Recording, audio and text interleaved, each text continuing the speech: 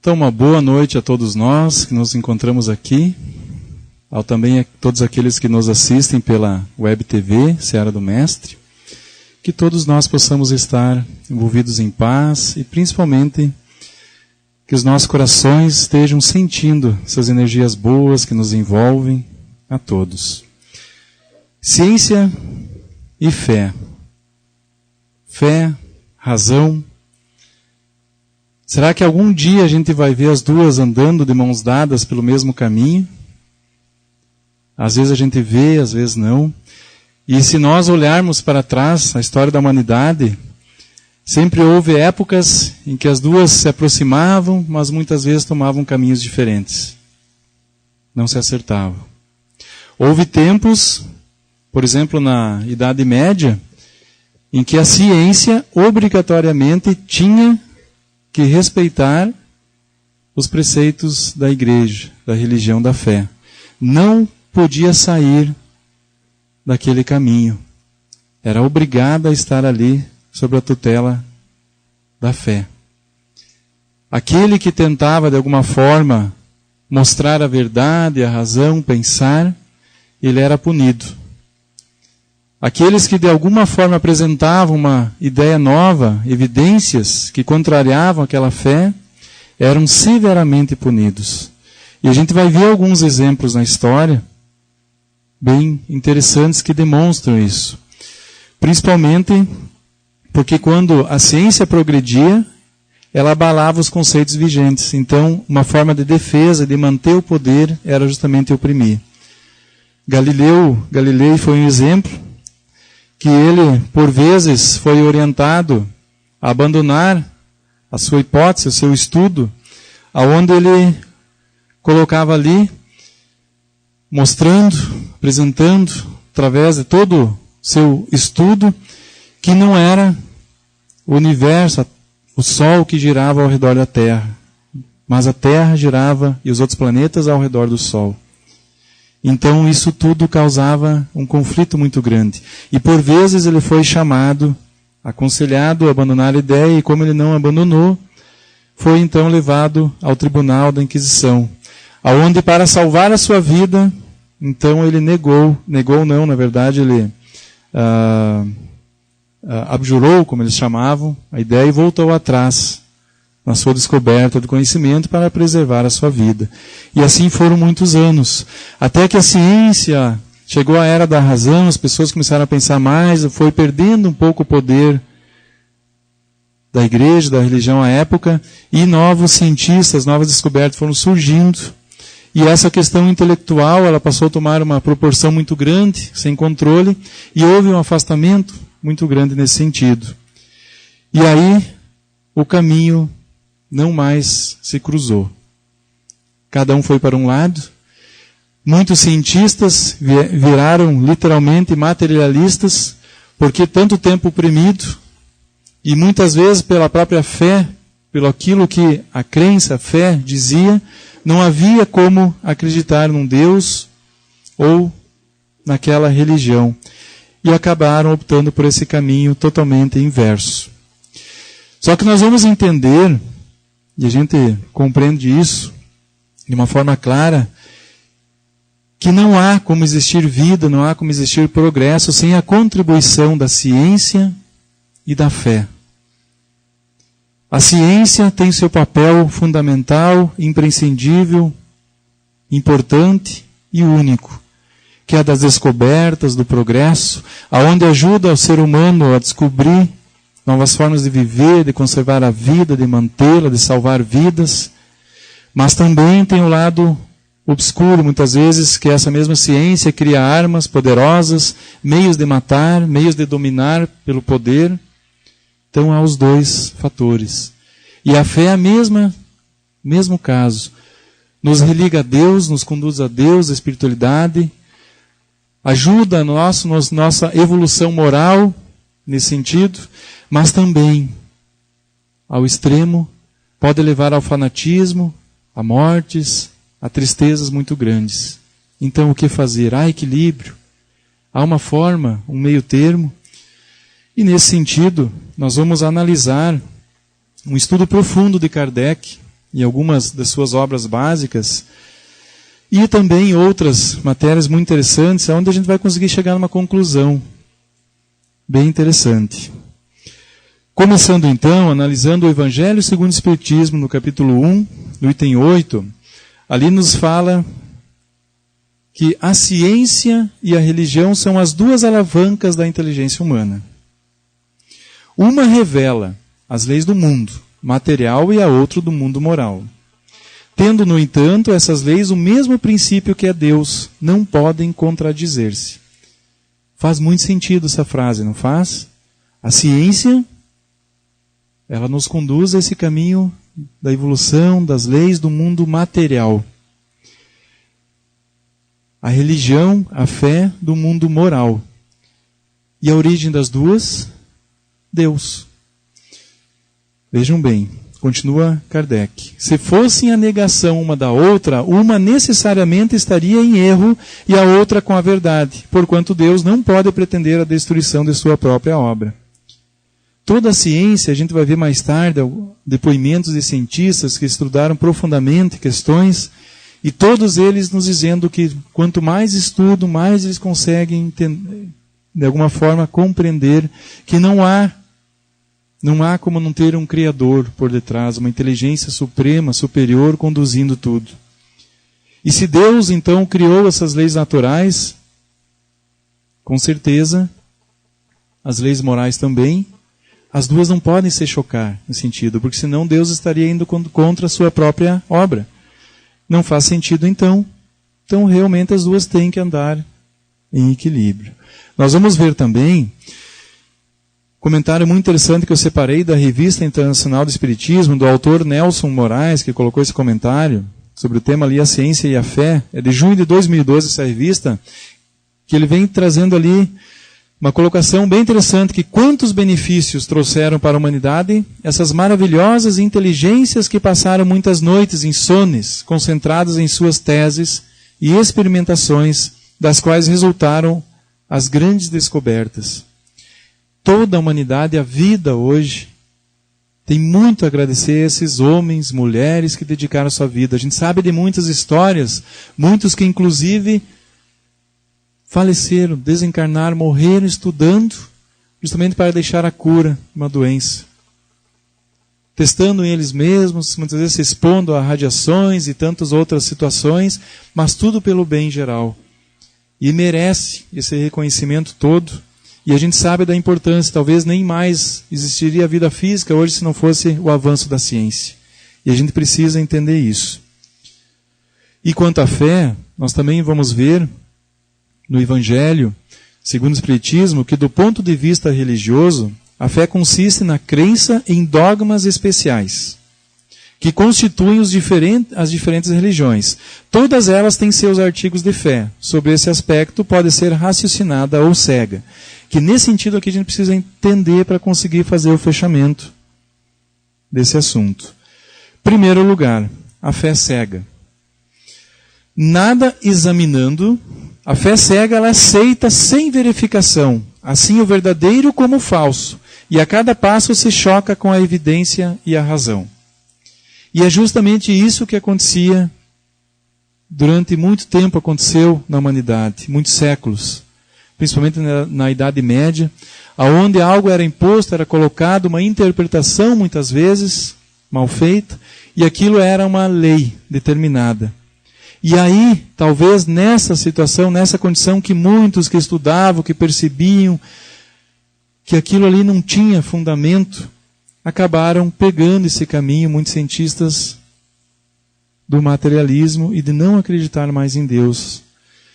E nós vamos ver então que a fé raciocinada, ela somente esta fé que se baseia na verdade, garante o futuro, porque nada tem a temer do progresso das luzes.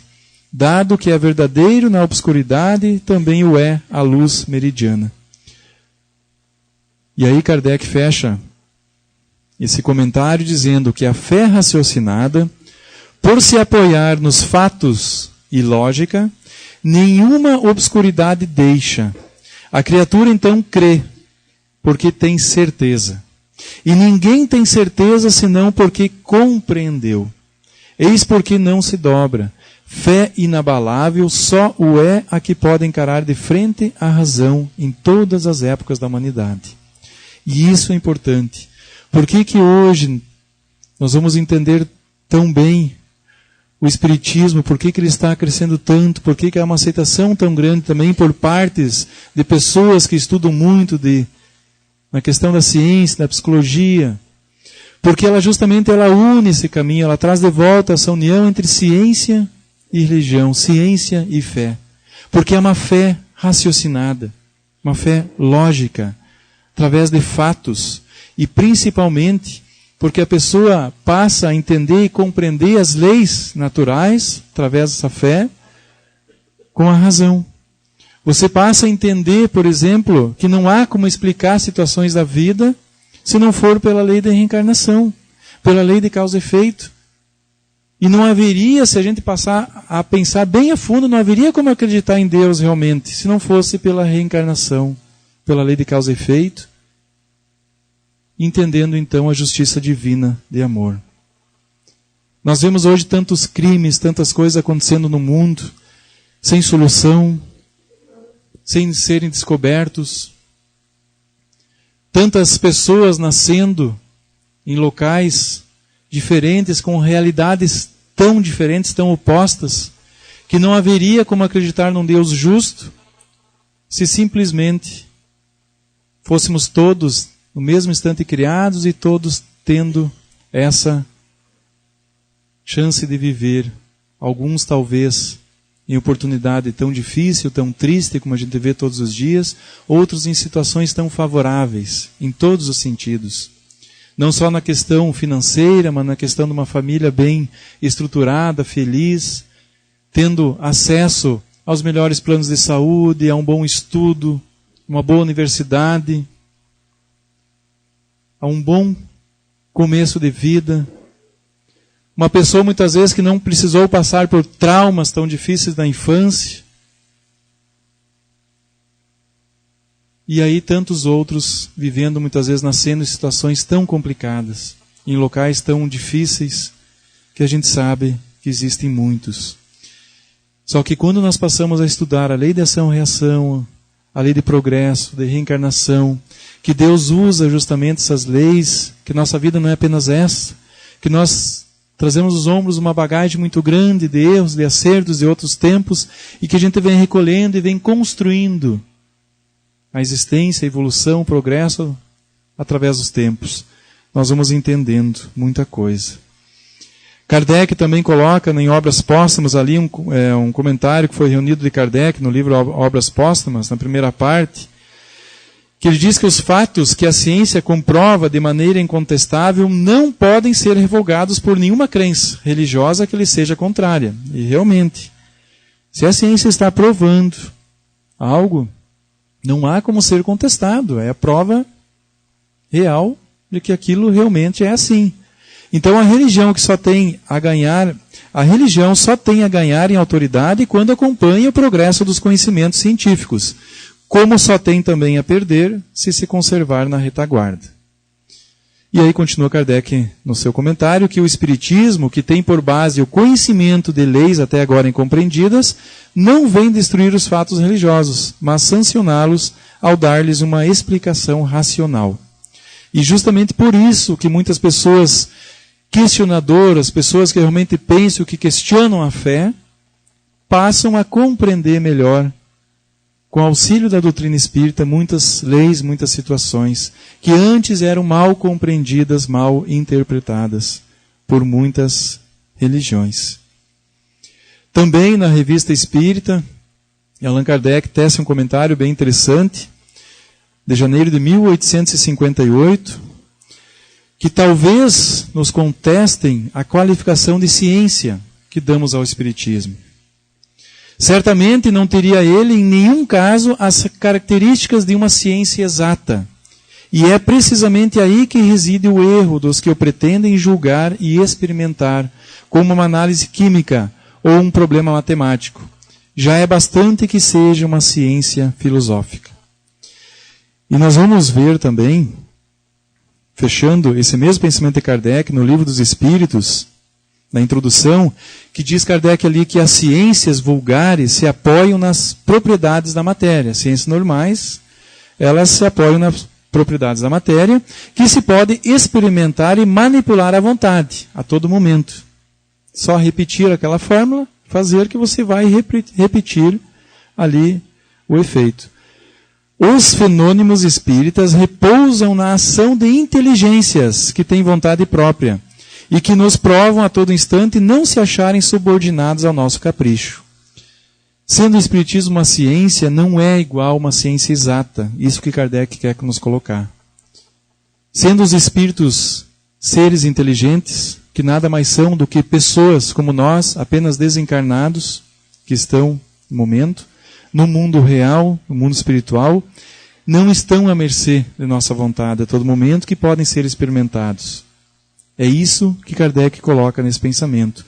Principalmente porque vendo toda essa questão de onde ele montou toda essa ideia, essa colocação, que já naquela época muitos cientistas que haviam pendido para esse lado do materialismo, de não acreditar em Deus, não ter a fé, devido talvez à consequência de tudo aquilo que passaram nas mãos da religião, na época dominante, tentavam de alguma forma provar os fatos espíritas.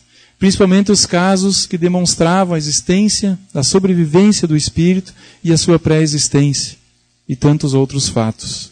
E Kardec tece esse comentário muito importante, muito interessante.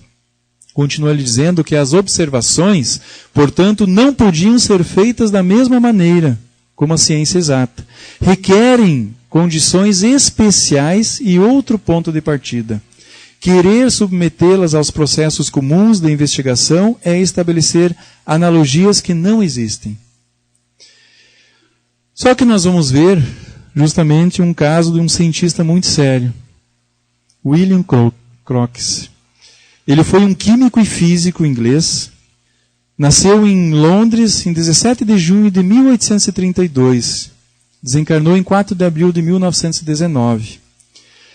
Para nós entender um pouquinho quem foi ele descobriu o tálio, que é o número atômico de 81, identificou a primeira amostra conhecida de hélio, em 1895, estudou e observou os elétrons livres, foi também um pioneiro na construção e no uso de tubos de vácuo para estudar fenômenos físicos, e foi um dos primeiros cientistas a investigar o que hoje é chamado de plasmas. É bem interessante ler a história dele, muito interessante. Diz ele, esses experimentos parecem estabelecer conclusivamente a existência de uma nova força, conectada com o organismo humano de alguma maneira desconhecida. Primeiro momento, nos primeiros comentários dele. E em 1870, ele decidiu que a ciência tinha a obrigação de estudar os fenômenos associados com o espiritismo. A julgar por cartas de família, ele já tinha desenvolvido uma visão favorável ao espiritismo por volta de 60. E é bem interessante a história dele, porque ele estava determinado a conduzir a investigação em cima desse assunto, Kardec. Muitos tinham. Mas muitos cientistas contam a história que eles tinham essa determinação de querer provar que o espiritismo era uma fraude. De que aquelas manifestações dos espíritos, tudo aquilo era fraude. E ele não. Talvez foi por isso que ele teve êxito e sucesso nesse sentido. Porque ele, de forma imparcial, ele queria realmente estudar e aprofundar o estudo em cima disso. E talvez por isso ele tenha tido êxito nesse sentido da pesquisa dele. Olha só o que diz bem a respeito dele. Ele estava determinado a conduzir sua investigação de forma imparcial e descreveu as condições que ele impunha aos médiuns da seguinte forma: deve ser na minha própria casa, a experiência, e com a minha própria seleção de amigos e espectadores, sobre minhas próprias condições e podendo eu fazer o que achar melhor quanto a dispositivos. E aí nós vamos ver que entre os médios que se encontravam naquele momento, naquela experiência que ele tentava fazer, tentando descobrir justamente esses fatos espíritos que vinham acontecendo à época, estavam Kate Fox, das irmãs Fox, Florence Koch e Daniel Douglas Home. Daniel Douglas Home, ele foi muito também estudado e comentado, a gente vai ver em quase todos os livros da Revista Espírita, que tem a coleção da Revista Espírita que Kardec escrevia mensalmente, fatos e situações relacionadas a Daniel Home, onde ele era um grande médium também. Mas continua dizendo ali que os fenômenos que ele testemunhou incluíam movimento de corpos à distância, tipologia, alteração de peso dos corpos, levitação, aparência de objetos luminosos, aparência de figuras fantasmagóricas, conforme ele descreve, aparência de escrita sem intervenção humana e circunstâncias que sugerem a atuação de uma inteligência externa, conforme o relatório de Crookes. Então nós vamos ver vários fatos que ele acompanhou e presenciou pessoalmente. E não só ele, outros cientistas também sérios que o acompanharam, que a gente já vai ver mais tarde. E aí é bem interessante. Essa é uma foto original, onde se encontra William Crookes ali no lado do espírito de Kat King materializado, onde foi batida uma foto. E a gente sabe que naquela época não tinha como manipular imagens, como hoje é tão fácil pelas formas como a tecnologia digital proporciona. Conforme relata no livro dele ali, no livro depois da biografia dele, que essa foto ele jamais permitiu fosse divulgada. Nela vê-se o verso que o sábio escreveu, sensibilizado pela beleza do espírito de Kat King materializado. E aí ele vem relatando as suas experiências, num resumo ali, colocando algumas. Eu peguei apenas alguma delas que ele diz: em plena luz, vi uma nuvem luminosa pairar sobre um heliotrópio, colocado em cima de uma mesa, ao nosso lado, quebrar-lhe um galho e trazê-lo a uma senhora. E em algumas ocasiões percebi uma nuvem semelhante condensar-se sobre nossos olhos, tomando uma forma de mão e transportar pequenos objetos. Isso vários presenciaram naquele momento, naquela sessão. Pequena mão de muito bela forma elevou-se de uma mesa da sala de jantar e deu-me uma flor. Apareceu e depois desapareceu 3 vezes, o que me convenceu de que essa aparição era tão real quanto a minha própria mão, descreve ele, nesse relatório. E é bem interessante que o relatório dele, que ele descreveu a Sociedade Real, lá da Inglaterra, sobre a sua pesquisa em 1874, e é bem interessante assim, gente, em 1874 Kardec já havia 5 anos que ele havia desencarnado. Kardec desencarnou em 31 de março de 1869. Provavelmente Kardec não teve, no caso, contato com as suas pesquisas, porque foram, conforme data, após o desencarne de Kardec, não antes, quando ele ainda estava encarnado. E ali, no relatório de Crookes, ele coloca que concluiu que esses fenômenos não podiam ser explicados como prestidigitação e que pesquisa adicional seria útil. Não estava só nessa opinião, conforme relata ali no relatório. Companheiros cientistas que passaram a confirmar a veracidade da comunicação de espíritos incluíam Alfred Russel Wallace, Oliver Joseph Lodge, Lord Hale e William James. Todos, se forem pesquisar, são cientistas sérios com suas descobertas também, químicos, físicos e outros também nesse sentido. No ano de 1898, em seu discurso de posse na presidência da Associação Britânica pelo Avanço da Ciência, ele afirmou: já se passaram 30 anos desde que publiquei um relatório dos experimentos tendentes a mostrar que fora de nosso conhecimento científico existe uma força utilizada por inteligências que diferem da comum inteligência dos mortais. Nada tenho a me retratar. Confirmo minhas declarações já publicadas.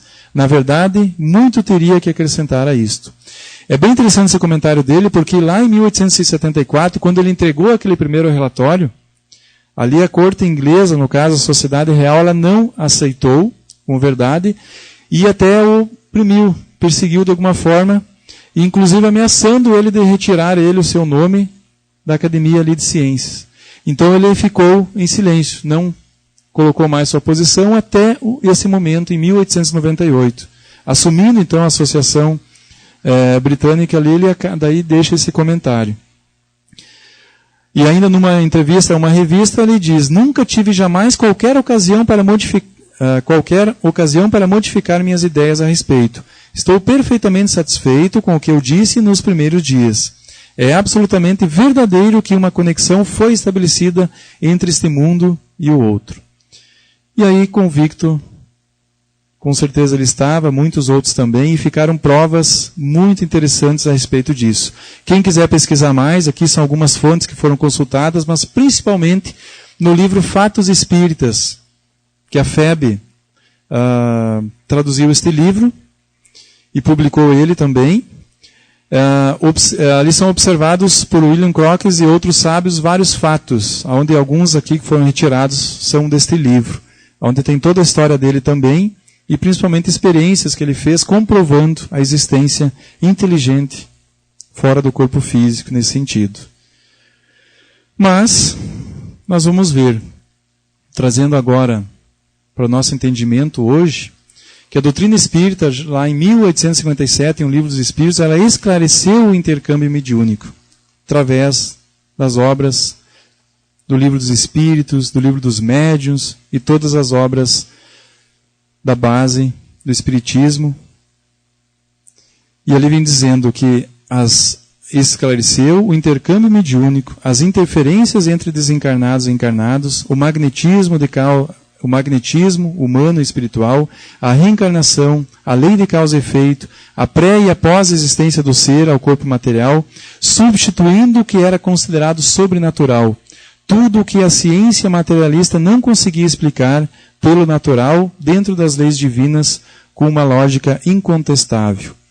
É bem interessante esse comentário, foi tirado de um jornal Seara Espírita aqui, até um comentário contribuição do Luiz Roberto Scholl, que ele diz ali que a ciência humana, através da física quântica, do estudo da antimatéria, da terapia de vivências passadas, da observação das experiências de quase-morte, das pesquisas sobre as interferências da mente sobre o corpo, da descoberta da importância da glândula pineal, chamada como o ponto de Deus, glândula de vital importância na mediunidade, aos poucos está chegando a conclusões que o Espiritismo já afirma há mais de 155 anos. Hoje talvez não há mais essas experiências, realmente não há mais, como William Crookes lá acompanhou defeitos físicos. Mas nós vemos hoje a ciência também evoluída muito mais nesse sentido, provando através de tantas ciências, tantas pesquisas, fatos incontestáveis. Nós temos tanta obra nesse sentido, por exemplo, Ian Stevenson, que há um livro até aqui também, na disposição da secretaria.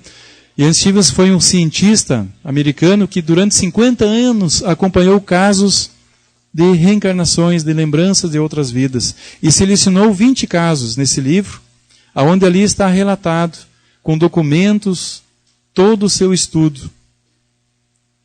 Ele foi simplesmente também imparcial, nunca disse que a reencarnação existia, afirmando nesse livro no caso. Mais tarde ele colocou que ele era favorável, que realmente acreditava, mas nesse livro ele foi muito imparcial nesse sentido, deixando bem claro no livro que cada um tirasse as suas próprias conclusões com todas as provas que ali se encontravam.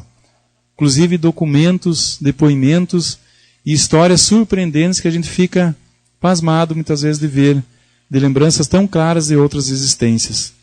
Vamos ter também a psicóloga e psiquiatra americana, Carol Bauman, também com vários livros publicados referente a esse assunto, e muitos outros também, cientistas estudando experiências de quase-morte, a relação também da mente, do pensamento com a saúde. Tudo isso, se nós formos ver, está no Livro dos Espíritos, nas obras básicas, que já foram escritas há mais de 155 anos, hoje a ciência estudando e provando o que lá Kardec, através dos Espíritos Superiores, deixou codificado para nós. E aí nós vamos ver que durante o decorrer desse tempo, muitos cientistas existiram e existem hoje, que têm fé, que acreditam em Deus, e que não conseguem ver a ciência sem a presença de Deus, sem um ser que criou tudo e que comanda tudo. Um deles é Max Planck, Prêmio Nobel de Física em 1918, pela descoberta do quantum de energia. Comentário dele: o impulso de nosso conhecimento exige que se relacione a ordem do universo com Deus. Outro também, Anthony Henry Becquerel foi Nobel de Física em 1903, descobridor da radioatividade, afirmou: foram minhas pesquisas que me levaram a Deus. Outro cientista também, Andrews Millikan, Prêmio Nobel de Física em 1923 pela descoberta da carga elétrica elementar. Diz ele: a negação de Deus carece de toda base científica. Albert Einstein, são várias frases dele, muitas frases, inclusive entrevistas, comentários, onde ele afirmando que não há como não acreditar em Deus, não há como compreender o universo, compreender muitas leis do universo, sem acreditar em Deus. E ele diz ali: quanto mais acredito na ciência, mais acredito em Deus. O universo é inexplicável sem Deus. Voltaire também, racionalista e inimigo sagaz da fé católica à época dele, claro, foi obrigado a dizer: o mundo me perturba, e não posso imaginar que este relógio funcione e não tenha tido relojoeiro. É bem interessante o comentário dele. E justamente ali, talvez, devido a toda a opressão que eles passavam naquele momento, que levaram, talvez por um ódio que era imposto a eles, de alguma forma tentar negar Deus e tentar provar, ao longo do tempo das pesquisas, que Deus não existia. Mas bem pelo contrário, quanto mais pesquisavam, mais eles encontravam Deus em suas pesquisas, mais encontravam a certeza de que alguém criou tudo, que tudo existiu por um Criador. Emmanuel, na obra O Consolador, ele nos diz que religião é o sentimento divino, cujas exteriorizações são sempre o amor, nas expressões mais sublimes, enquanto a ciência e a filosofia operam o trabalho da experimentação e do raciocínio. A religião edifica e ilumina os sentimentos. As primeiras se irmanam na sabedoria, a segunda personifica o amor. As duas asas divinas com que a alma humana penetrará um dia nos pórticos sagrados da espiritualidade. Nós sabemos que não há como evoluir sem a evolução, sem o progresso da inteligência. Mas também não há como evoluir sem o crescimento moral. As duas se completam. E é justamente cada uma tendo o seu papel é que nós vamos entendendo e o ser humano vai crescendo e o espírito vai evoluindo nesse sentido. Porque sem a religião não aprenderíamos, talvez muitos, a amar, a entender o próximo, a nos melhorarmos nesse sentido. E sem a ciência também, talvez, não seria mais possível a existência física, talvez seria difícil, impossível, talvez, se não fossem descobertas de vacinas, da cura de doenças, das pesquisas, ajudando na manutenção da vida física. Tudo se completando, a obra do Criador. E aí nós vamos passar a entender o papel sublime que o Espiritismo tem nesse sentido. Se bem compreendido e bem estudado. Cada um de nós, à medida que estuda profundamente o Espiritismo, passa a compreendê-lo, penetrando no conhecimento, trazendo para dentro de nós, somos pequenos cientistas, porque a todo dia estamos experimentando tudo aquilo que aprendemos, no sentido dos nossos sentimentos, no campo das ações, buscando se tornar uma pessoa melhor, prestando atenção mais na vida e em nós, no nosso íntimo. E aí a gente vai ver um comentário de Kardec, no Livro dos Espíritos, ali na introdução, que ele diz que a verdadeira doutrina espírita está no ensino que os espíritos deram. E os conhecimentos que esse ensino comporta são muito graves para serem adquiridos de outro modo que não seja por um estudo perseverante feito no silêncio e no recolhimento.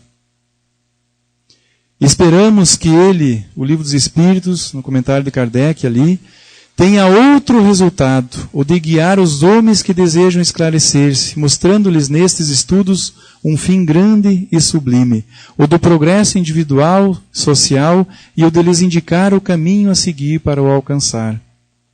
Muitos talvez ainda hoje te vê pessoas dentro até do próprio meio espírita, criando fenômenos apenas, e vivendo a doutrina apenas para isso, tentando buscar de alguma forma apenas esse aspecto da doutrina espírita. esquecendo que ela não foi feita para realmente, nesse sentido, para ser apenas exercida dessa forma, mas principalmente o fim útil da doutrina espírita e único é o melhoramento, o progresso espiritual de cada um de nós. Nesse sentido, estudando-a, nós vamos passar a entender, abrindo esse campo do conhecimento, de que tudo está interligado nesse sentido, a ciência, a fé, a religião, tudo precisa estar em equilíbrio e entendendo.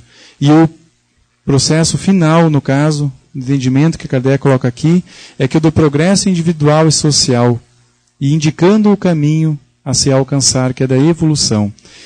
Nesse sentido, então, nós passamos a entender que há a possibilidade de a ciência e a religião andar juntas. Eu agradeço muito a atenção de todos e que todos nós possamos ficar em paz.